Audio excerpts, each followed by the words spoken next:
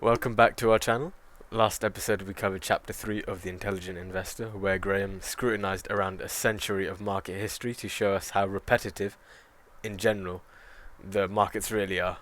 Today we shine a spotlight on chapter 4, which is where Graham finally answers the question that he makes. So, with knowledge of the past, what should a cautious investor actually do? This chapter is all about the defensive investor, maybe a misunderstood idea in finance. I suppose due to all the negative connotations of defensive, it seems rather passive or timid, doesn't it? But it isn't really. Graham leads us to understand that defensive investing isn't fear. It's about designing a safety net that will catch you when you're a human doing human things, such as being tired, distracted, emotional, or downright just wrong. Now to connect some dots, chapter 1 tells us that investors vary a lot between themselves. Time, energy and emotional bandwidth, in a way, are assets in and of themselves and are scarce. Some people don't have enough of this to analyze markets constantly. Take a demanding full-time worker, a doctor, engineer, or teacher who have their investments on the side. Intelligence and discipline can only take you so far. They're not spending copious amounts of time a week evaluating the market. Then chapter 2 warns about inflation. There are those who kept large amounts of cash sitting in savings accounts throughout the 2010s.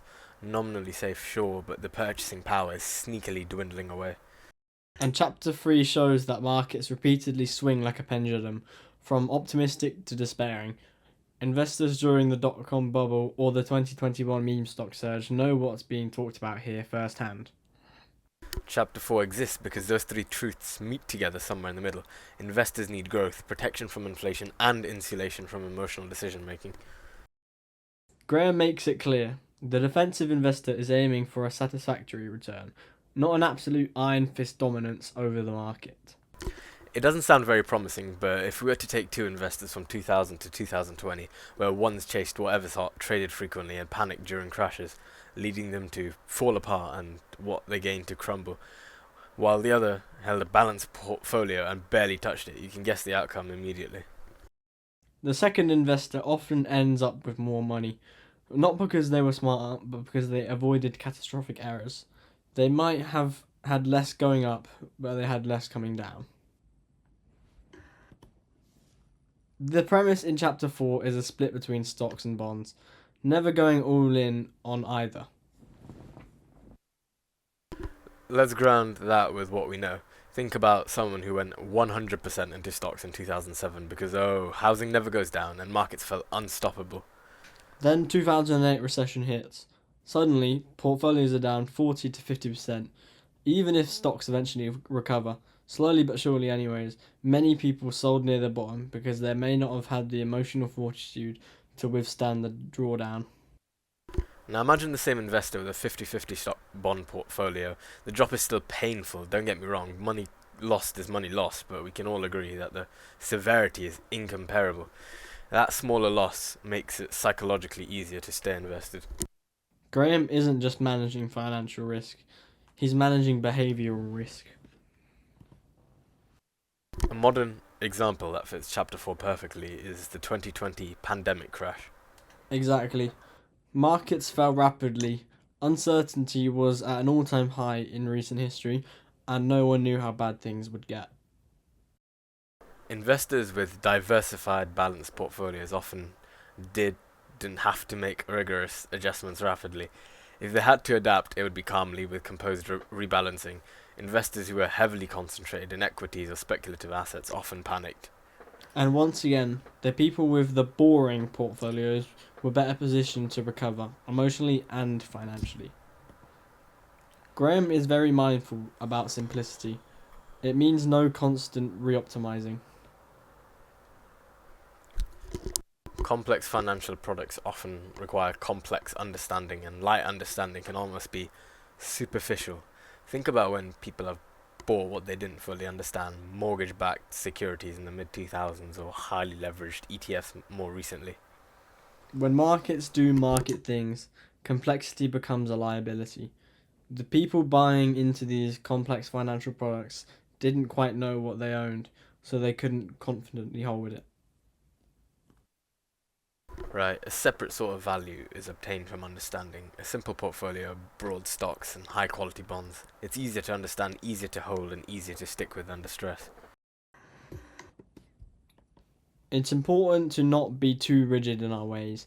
Time chips away at some strategies that only work in the present.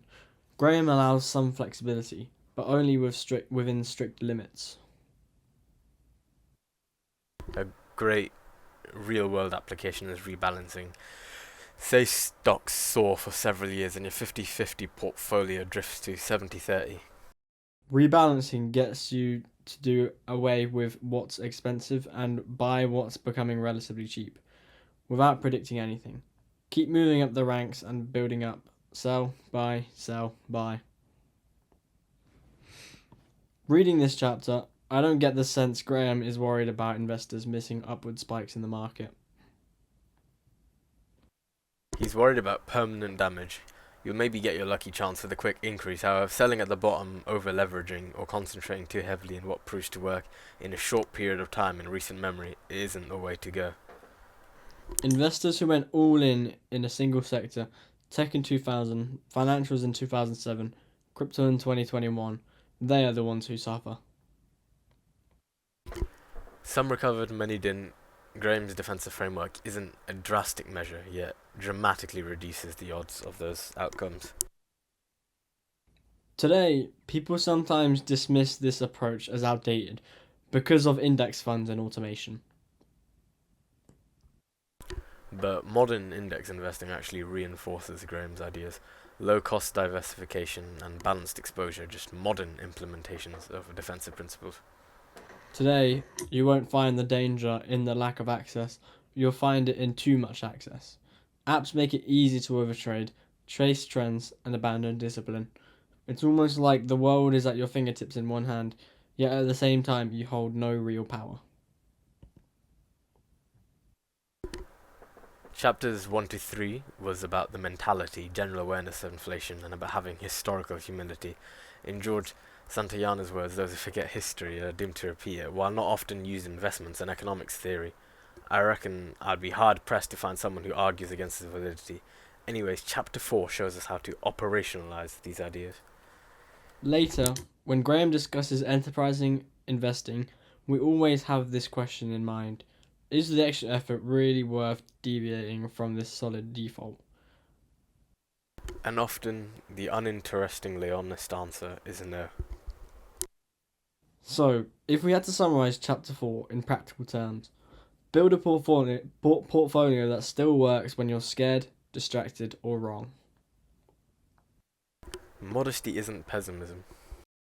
Next episode, we'll move into chapter 5, where Graham starts addressing the individual components of this portfolio in much more detail.